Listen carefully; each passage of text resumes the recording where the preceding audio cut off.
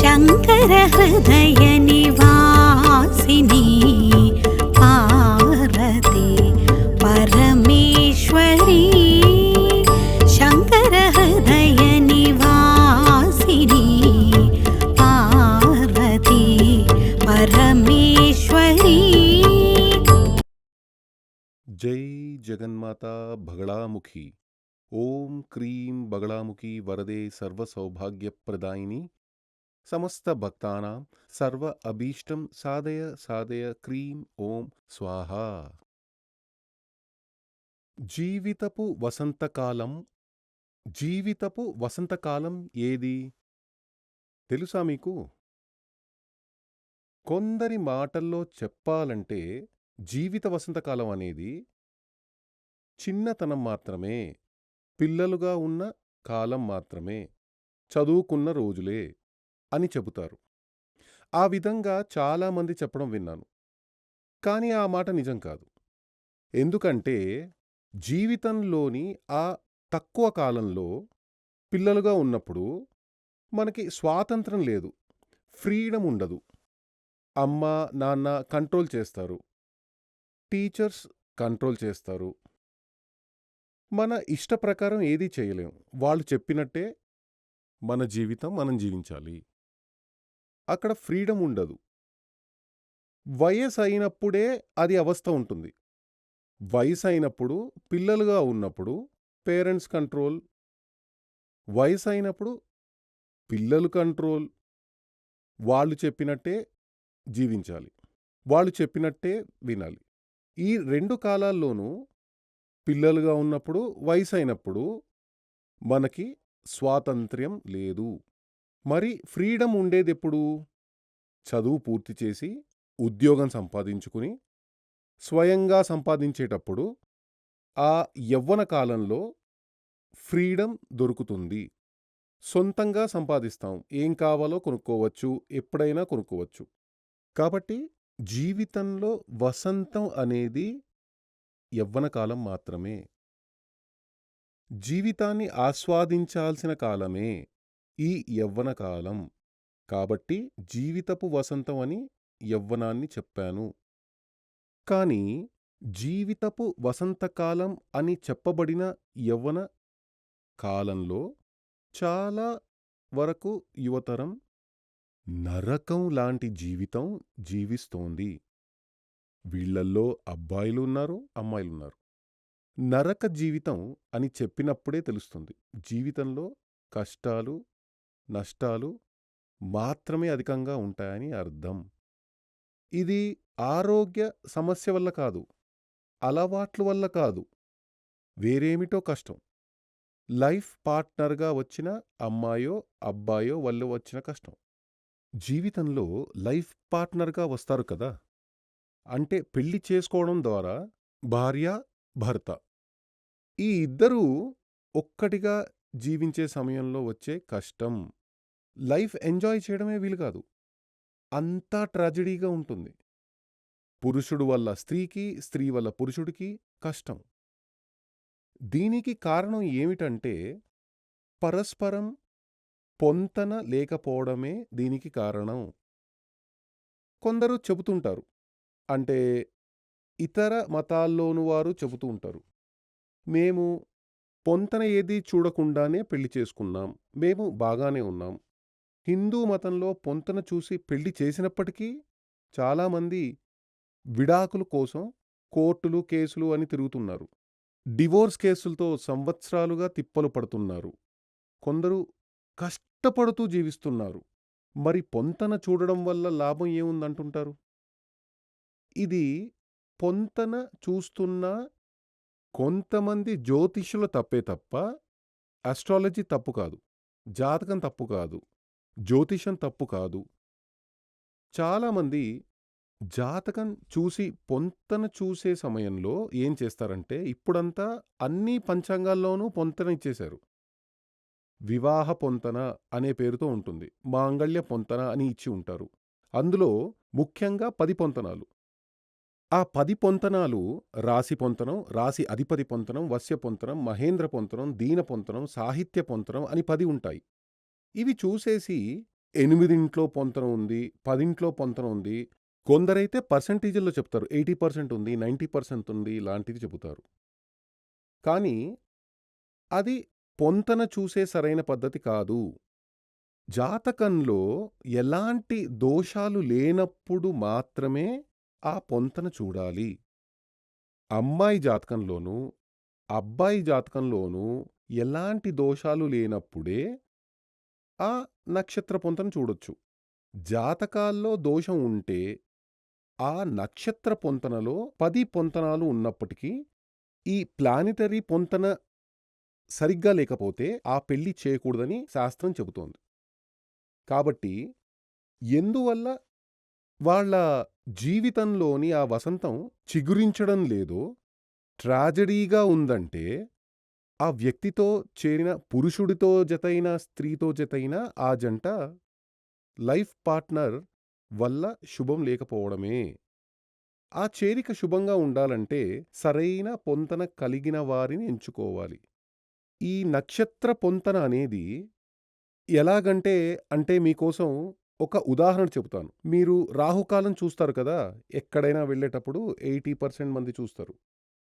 ఈరోజు ఆదివారం 4:30, 6 రాహుకాలం. నైట్ కూడా 4:30, 6 రాహుకాలం. సోమవారం 7:30, 9 ఉదయం 7:30, 9 రాహుకాలం. ఈ 7:30, 9 రాహుకాలం అనేది సూర్యుడు 6 గంటలకి ఉదయిస్తే మాత్రమే, బాగా గమనించండి, సూర్యుడు 6 గంటలకి ఉదయించినప్పుడు మాత్రమే ఆ రోజు 7:30, 9 రాహుకాలం. సూర్యుడు ఎప్పుడు 6 గంటలకే ఉదయిస్తున్నాడా? మీరు రోజువారీ పంచాంగం ఇలా చూస్తారే, రోజు చించేసి క్యాలెండర్‌లో డైలీ చాలామంది ఇళ్లలో మీరు చూస్తూ ఉంటారు కదా! అందులో చూడండి, సూర్య ఉదయం అని ఇచ్చి ఉంటారు. అందులో 6:45, 6:50, 6, 6:05, 6:15 ఇలా అనేక సమయాలు ఇచ్చి ఉంటారు. దాన్ని బట్టి మీకేం అర్థమవుతోంది? ప్రతిరోజు 6 గంటలకే సూర్యోదయం జరుగుతుంది. సూర్యోదయం సమయంలో వ్యత్యాసం ఉంటోంది.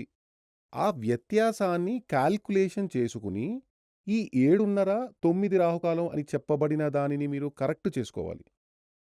6:05కి సూర్యోదయం అంటే 5 నిమిషాలు ముందుకు వెళ్ళిపోయింది కదా! ముందుకు వెళ్ళింది.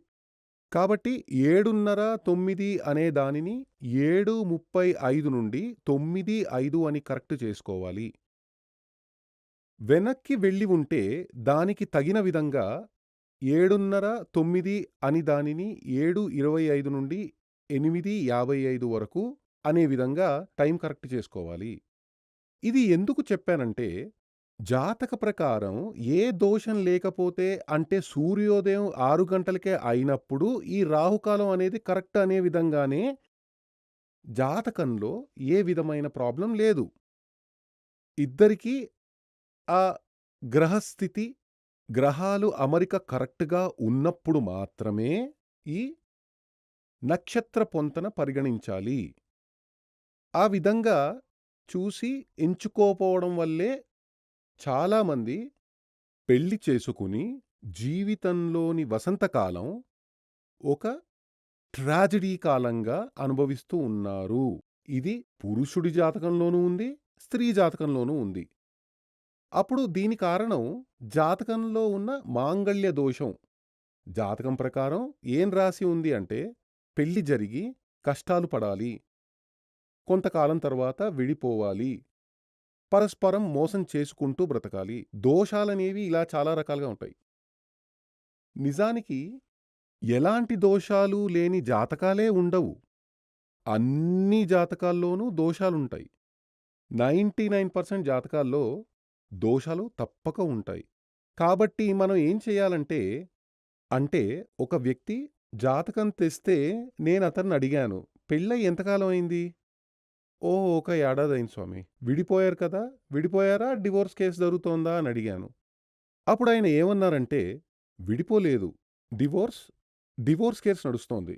కానీ ఇందులో నుండి త్వరగా విముక్తి కావాలి స్వామి అన్నారు. ఈ జాతకంలో పొంతన కనిపించడం లేదు. మీది అరేంజ్డ్ మ్యారేజే అని జాతకంలో ఉంది. లవ్ మ్యారేజ్ కాదు. పొంతనే లేదు, కానీ మరెందుకు చేశారు? మీకు జ్యోతిష్యంలో విశ్వాసం ఉంది కాబట్టే కదా ఇక్కడికి వచ్చారు.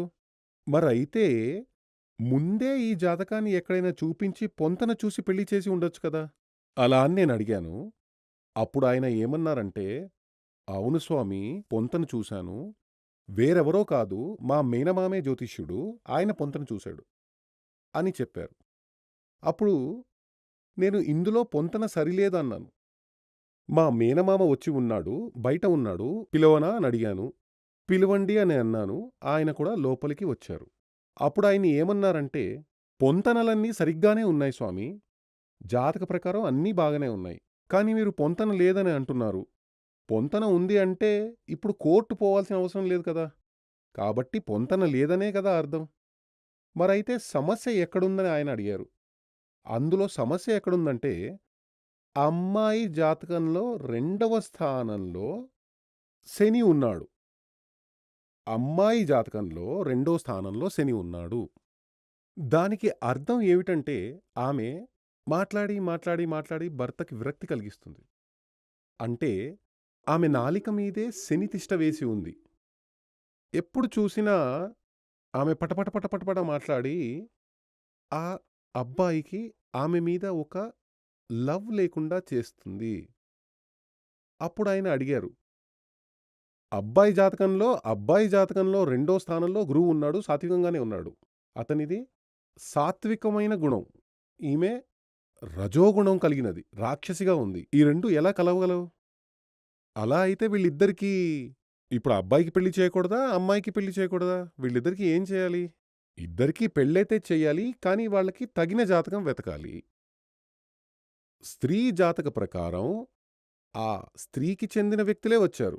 ఆ స్త్రీ జాతక ప్రకారం రెండవ స్థానంలో శని ఉంటే లేదా రాహు ఉంటే మాట్లాడి విరక్తి కలిగించే స్వభావం ఉంటుంది ఆ స్త్రీకి. అలాంటి ఒక జాతకం కలిగిన స్త్రీకి వైఫ్‌కి బానిసగా ఉండే ఒక అబ్బాయి జాతకంతో ముడిపెట్టాలి. అదే నిజమైన పొంతన. ఆయన ఏం చెప్పారంటే, ఈ యొక్క నేనొక ఉదాహరణ చెబుతాను. ఆయన ఏమన్నారంటే, "వీళ్ళకి పొంతన ఉంది కదా స్వామీ." కొందరు ఆ విధంగా చెబుతారు. ఎలాగంటే, పురుషుడి జాతకం, స్త్రీ జాతకం చూసి, అవును, ఈ అబ్బాయి జాతకం ప్రకారం పెళ్ళాన్ని రోజూ కొడతాడు అని ఉంది. పెళ్ళాం జాతకం ప్రకారం, ఆ అమ్మాయి జాతకం ప్రకారం రోజు మొగుడి చేతితో దెబ్బలు తింటుందని ఉంది. మరైతే పొంతన ఉంది కదా! ఈమె దెబ్బలు తింటుందని ఉంది, వీడు కొడతాడు అని ఉంది. ముడిపెట్టొచ్చు కదా! అలా కాదు. పెళ్లి చేయడం అనేది గొడవలతో కొట్టుకోవడానికి కాదు. వాళ్ళ మధ్య సంతోషకరమైన జీవితం ఉండాలి. దాంపత్య జీవితం సంతోషంగా ఉండాలి. పెళ్లి చేసేదందుకే. దానికి ఏం కావాలంటే, స్త్రీ జాతకంలో రెండో స్థానంలో పాపగ్రహంగా ఉన్న శని, రాహు లాంటివి ఉంటే ఆమె పటపటపట మాట్లాడి స్త్రీగా ఉంటుంది. హత్తుకునేలాగా మాట్లాడదు. కొట్టాలనిపించేలా మాట్లాడుతుంది. అలాంటి ఒక స్త్రీ జాతకానికి వైఫ్‌కి అంటే ఆ అమ్మాయి పెళ్ళానికి ఒక బానిసలాగా ఉండే ఒక అబ్బాయితో ముడిపెట్టాలి. అలా ముడేస్తే ఏమవుతుందో తెలుసా? ఈమె అరుస్తూనే ఉంటుంది. అతను మాట్లాడకుండా ఉంటాడు. కాబట్టి ఎలాంటి గొడవ రాదు. ఆమెకి ఏదో ఒక విషయం వల్ల భయంకరమైన టెన్షన్ వస్తుంది. గొడవకి సిద్ధమవుతుంది. అందుకే అరుస్తూ ఉంది. అలా ఓ గంటో, అరగంటో అరుస్తూనే ఉంటుంది. ఆ సమయంలో ఇతను ప్రశాంతంగా ఉంటే, ఆమెకి బానిసగా ఉంటే ఇక సమస్యే ఉండదు. మీరు చూసి ఉంటారు. చాలామంది ఇళ్లల్లో ఇలాగే ఉంటుంది. అదేమిటంటే మగాళ్ళు ఏమీ మాట్లాడరు. సరే, సరే, సరే అంటూ ఉంటారు. ఆమె మాట్లాడుతూనే ఉంటుంది. అది చెయ్యి, ఇది చెయ్యి, ఇలా చెయ్యి, అలా చెయ్యి. ఓకే. సరే. ఎందుకు? గొడవ లేదు. అతని జాతకం కూడా అంతే. వైఫ్‌కి బానిసగా ఉంటాడు. ఒకవేళ ఇదే పరిస్థితి పురుష జాతకంలో ఉంటే భయంకరమైన ద్వేషంగా ఉంటాడు. గొడవ చేస్తూ ఉంటాడు. పటపటా మాట్లాడుతూ ఉంటాడు. ద్వేషం కలిగిస్తూ ఉంటాడు. అలాంటి ఒక పురుషుడి జాతకానికి పురుషుడికి బానిసగా ఉండే ఒక స్త్రీతో ముడిపెట్టాలి. స్త్రీ జాతకం. అప్పుడేమవుతుంది? అతను ఏం చేసినప్పటికీ ఆమె సైలెంట్‌గా ఉంటుంది. సరేనండి, సరేనండి, సరేనండి అని చెబుతుంది. అప్పుడే వాళ్ళకి గొడవ రాదు. కొంచెం సేపటికి తర్వాత అతనికి ఆ ద్వేషం కోపం తగ్గినప్పుడు సమస్య కూడా పరిష్కారమవుతుంది. ఇదే నిజమైన పొంతన. అలా కాకుండా దెబ్బలు తింటుందనే స్త్రీ జాతకంతో కొడతాడనే పురుషుడి జాతకాన్ని ముడిపెడితే అది సరికాదు. ఇక్కడ ఈయన ఆ తప్పే చేశాడు. కాబట్టే సమస్య ఉద్భవించింది. సమస్య వచ్చింది. ఎప్పుడూ కూడా జీవితపు వసంతాన్ని అనుభవించాలంటే మనకి జీవిత భాగస్వామిగా వచ్చిన వ్యక్తి మన మనసుకి సరితూగే వ్యక్తిగా ఉండాలి. కొన్ని జాతకాలు తీసుకొచ్చినప్పుడు వాళ్ళనే అడిగేస్తాను. పెళ్ళై ఎన్ని సంవత్సరాలయింది? అది 10 సంవత్సరాలయింది స్వామి. మీరు ముందే విడిపోయుండొచ్చు కదా! జీవితాన్ని ఒక నాటకంలాగే కదా మీరు కొనసాగిస్తున్నారు. నిజమైన జీవితం లేనే లేదు కదా! ఎందుకీ నాటకం కొనసాగిస్తున్నారు? ఏమీ మాట్లాడరు. అందరూ ఇలాగే కూర్చుంటారు. చూడండి. లైఫ్ సంతోషంగా జీవించాలి. అందులో కోడె వయసనేది యవ్వనం అని చెప్పబడేది, ఆనందమిచ్చేది, జీవితపు వసంతకాలం. దానిని సంతోషంగా అనుభవిస్తూ జీవించాలి. అలా జీవించాలంటే మీకు వచ్చిన జీవిత భాగస్వామి స్త్రీ లేదా పురుషుడు, లైఫ్ పార్ట్నర్ మనకి మనసుకి నచ్చేలా ఉండాలి. అలాంటి ఒక జీవిత తోడు మనకి లభించాలంటే జాతకంలో దోషాలు లేకుండా ఉండాలి. ఒకవేళ జాతకంలో దోషాలుంటే ఆ దోషాన్ని ఖచ్చితంగా సరిచెయ్యాలి. దానిని సరిచేసేటప్పుడు శుభమైన తోడు మనకి వచ్చి చేరుతుంది. అది స్త్రీ జాతకమైనా సరే, పురుషుడి జాతకమైనా సరే. లేకపోతే లైఫ్ మొత్తం నరకమైపోతుంది. జగన్మాత మహాదేవి అనుగ్రహంతో నేను చెప్పింది మీకు చక్కగా అర్థమైందనుకుంటాను. మీ యొక్క జాతక ప్రకారం దోషాలుంటే ఆ దోషాన్ని సరైన ఒక ఆచార్యుని కలిసి వ్యాధికి తగిన మందు తీసుకునే విధంగా దానికి పరిహారం చేస్తే ఖచ్చితంగా మీ జీవితంలో మంచి జరుగుతుంది. మహాదేవి అనుగ్రహంతో మీ జీవితంలో వసంతం విరియాలని ఆశీర్వాదం చేస్తున్నాను. శ్రీ సూర్యమంగళం అద్వైత వేద విద్యాపీఠంలో తాంత్రిక పూజల్లో సిద్ధహస్తులైన ఎందరో ఆచార్యులు అమావాస్య, పౌర్ణమి రోజుల్లో ప్రత్యేక యాగాలు నిర్వహిస్తారు. ఈ యాగాల్లో పాల్గొనడం ద్వారా తల్లి శ్రీ బగళాముఖీదేవి అనుగ్రహం వల్ల సర్వదోషాలూ పోయి సకల సౌభాగ్యాలు మనకు కలుగుతాయి. శ్రీ సూర్యమంగళం అద్వైత వేద విద్యాపీఠం జ్యోతిష్యం, ప్రశ్నలు, వాస్తు, తాంత్రిక పూజలు మరియు వేదయాగాలు నిర్వహిస్తారు. సంప్రదించవలసిన నంబర్ 7305442299 7305442299. చెన్నై, కోయంబత్తూర్, బెంగళూరు, హైదరాబాద్, విజయవాడ, ఢిల్లీ, ముంబై, తిరునల్వేలి, టెక్సాస్.